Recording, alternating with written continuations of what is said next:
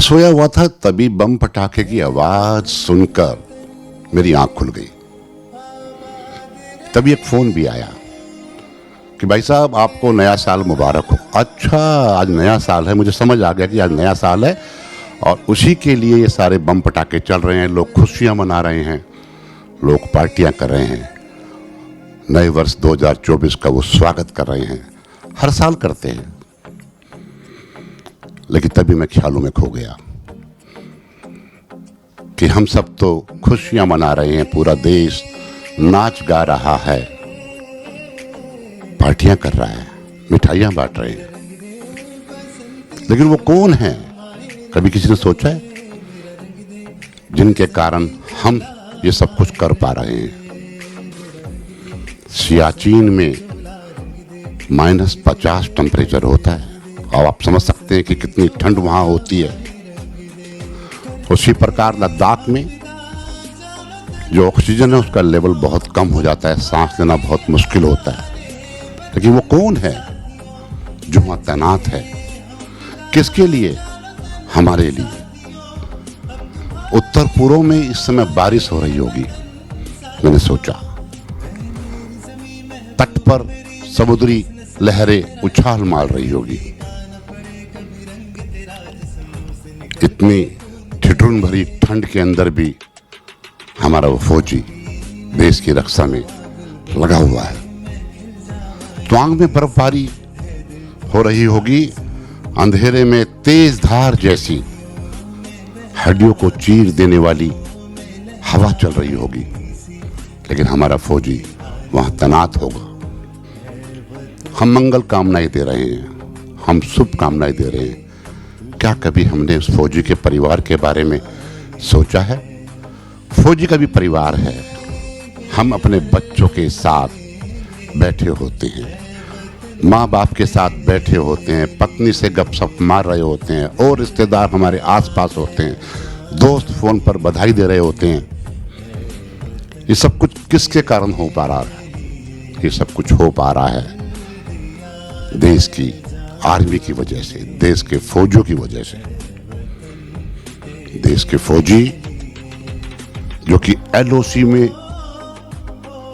भारी गोलाबारी के बीच में भी मुकाबला कर रखते हैं। गोलीबारी के अंदर बहुत सारे फौजी घायल भी हो जाते हैं, लेकिन फौजी ही एक ऐसा व्यक्ति है जो कभी पीछे नहीं भागता। उसको पता है, फौज में आने से पहले उसको पता है, पता नहीं कौन सी गोली उसकी जीवन लीला समाप्त कर दे, लेकिन उसके बाद भी वो फौज में शामिल होता है। मैं केवल पुरुष फौजियों की बात नहीं कर रहा, हमारे देश की महिलाएं भी फौज में बढ़ चढ़कर हिस्सा ले रहे हैं। हमें इन फौजियों से कुछ सीखना होगा। रेगिस्तान में ठिठुरन भरी ठंड पड़ रही है, वहां भी फौजी अपना काम कर रहा है। इस फौजी को हमें इस मौके पर सलाम करना चाहिए। जहां लोगों को हम शुभकामनाएं भेज रहे हैं, हमें फौजी के लिए मंगल कामना करनी चाहिए। आतंकवादियों को बाहर निकालने में लगा है फौजी। कश्मीर में आतंकवादियों से मुकाबला कर रहा है फौजी,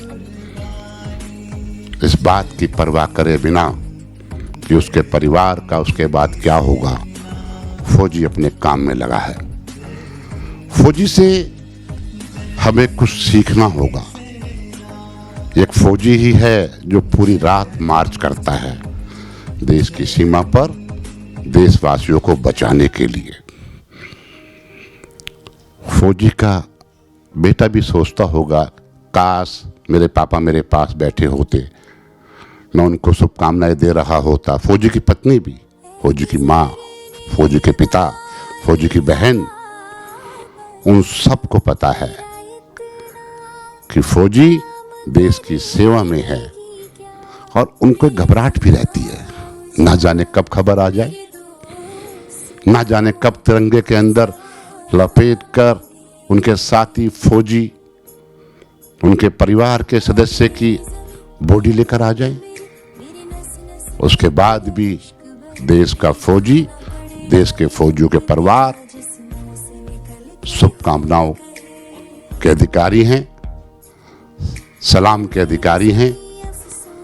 ऐसे फौजियों को, उनके परिवार को इस मौके पर, नव वर्ष के इस मौके पर मैं सलाम करता हूं। साथ ही उनको नव वर्ष की शुभकामनाएं देता हूं।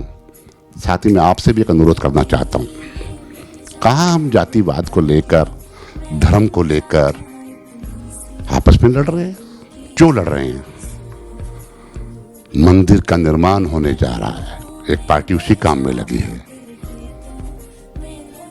मंदिर का निर्माण, मस्जिद का निर्माण, गुरुद्वारे का निर्माण, चर्च का निर्माण, बौद्ध मंदिर का निर्माण, जैन मंदिर का निर्माण, ये सब स्वागत योग्य कदम है।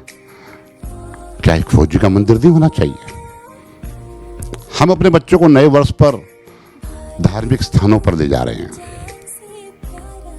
क्या एक ऐसा स्थान नहीं हो जहां हम फौजी के बारे में अपने बच्चों को बता सके? एक ऐसा स्थान भी होना चाहिए।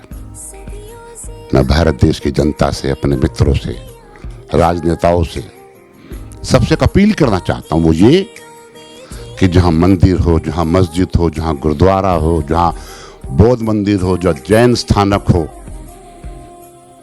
जहां चर्च हो, वहां पर एक फौजी की गाथा भी गाई जानी चाहिए। जहां हम भजन करते हैं, कीर्तन करते हैं, उन भजन, कीर्तन, जागरण मंडली,